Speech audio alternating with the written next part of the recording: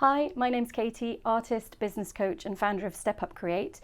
And today I would like to talk about bringing creativity to your business planning. So this is something I've been doing this summer.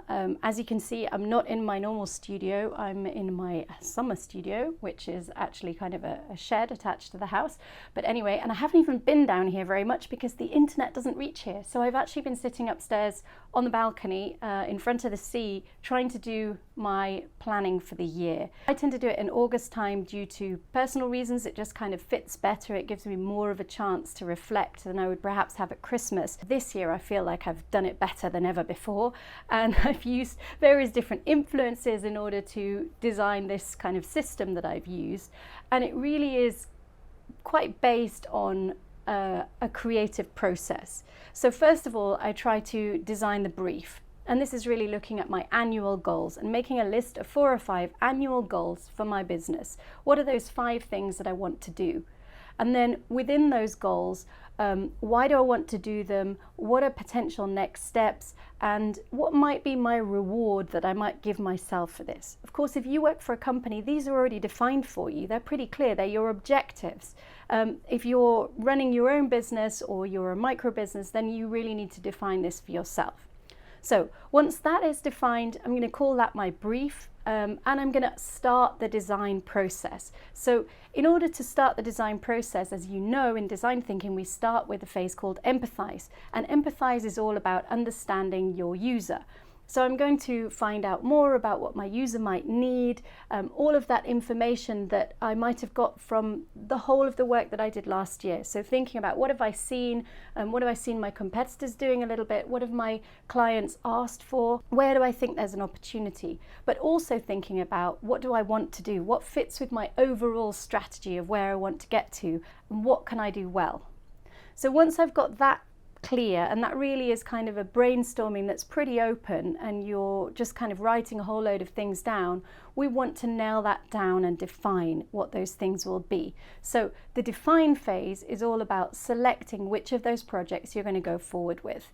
Now this could be done using Excels and doing lots of things that I learnt in business school.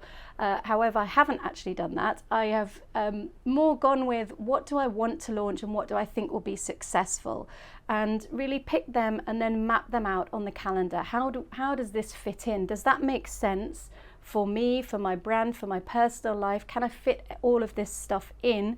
Do I have enough time to launch different things that I need to do in order to make these courses a success? So really thinking about it now in the define phase in quite a rational way, we're really selecting which of the projects that we want to go forward with for the next year. And once you've done that and you've got them on the calendar, you can then move to the ideation phase. And the ideation phase is about getting as many ideas as possible around what those different projects might look like. This isn't the last time you're going to do this for each of these projects, but in order to move forward with the implementation, and for me the implementation is things like creating websites and sign-up forms and all the rest of it, this needs to be ready. I need to be thinking about what is the content of this. Now for me, I'm going to be starting this year with something that I've taught many times before. It's in its 9th, I think, iteration, and this is my storytelling course. So I'm really excited about starting with this because it's something that I know has a huge impact on the people that I teach it to. So you're in the ideation stage. What could this look like? What would be the best version of this? You're not thinking about whether it's possible, you're thinking about what would be best, what would work really well. So once you've done that, and you've got all these wonderful ideas around these different projects, and I literally did this by writing the name of the project on the top of a page in my notebook and then putting as many ideas as possible onto that page. And then in the next phase, which is all about prototyping, going back and thinking, okay, what is going in this? And creating the websites from there. So what is going into this project? What is a yes on this project? And of course, the prototyping phase is going to be made up of something that is a bit more serious planning. For this, I use Trello. You might use Asana, and there are many other tools that you might use in order to plan out or design the workflow for what you're going to do. So especially if you're starting with a project that you're doing on your own, or you've got a few different people involved, but it's something that you're running, you're going to need to really define what each of those steps are. So I kind of plan that out, make sure that's clear. And then I put that onto a monthly plan. Then what I do, and this is a standard practice that I've now adopted for the last year or so, is at the beginning of each month, I plan out the month a little bit. Now, I am not the type of person that responds really well to having a plan that is so specific that I have no freedom of what to do during the day. I like to have big ideas that I need to get done and then freedom to do them in my own way. This is the same when I was working for someone else as it is for working for myself.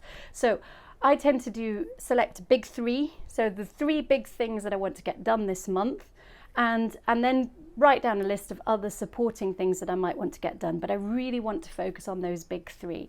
And I use the same process for when I'm working on a weekly basis. So at the beginning of each week, I do a review. The previous week, I look back to, have you completed the big 3? What percentage of that is done from last week? What do you want to keep doing? What do you want to start doing? What do you want to stop doing? And then I design the next big 3 for that week. And I do the same thing for each day. So each day I select my big 3 things that I want to get done. And there may be other things, and of course there's a list of meetings and classes and all the rest of it. But my really important things I want to get done, I select them. And I don't plan exactly when I'm going to do that. I just try and make sure that by the time I finish at 5, those are done. So this is kind of my way of implementing something which goes through these different phases of being very open and creative and innovative and all the rest of it, and enjoying that part, to focusing down on how am I going to actually practically get this done. And this, like every design thinking process, is an iterative process. So I know that at some point I'm going to go back to my brief, to my annual goals, and go, do they really make sense, or do I need to change them?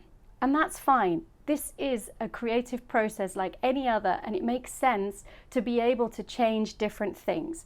I hope this has been helpful. It's just a little bit about how I go ahead and plan things, and let's see if you'd like to share with me how you go ahead and plan things, because I'm sure it's slightly different, but I hope it's been helpful, and I hope it inspires you to go and have a bit of an overview right now while we can, before things start back and we get into hundreds of meetings and not being able to take this kind of more strategic vision of what we're doing.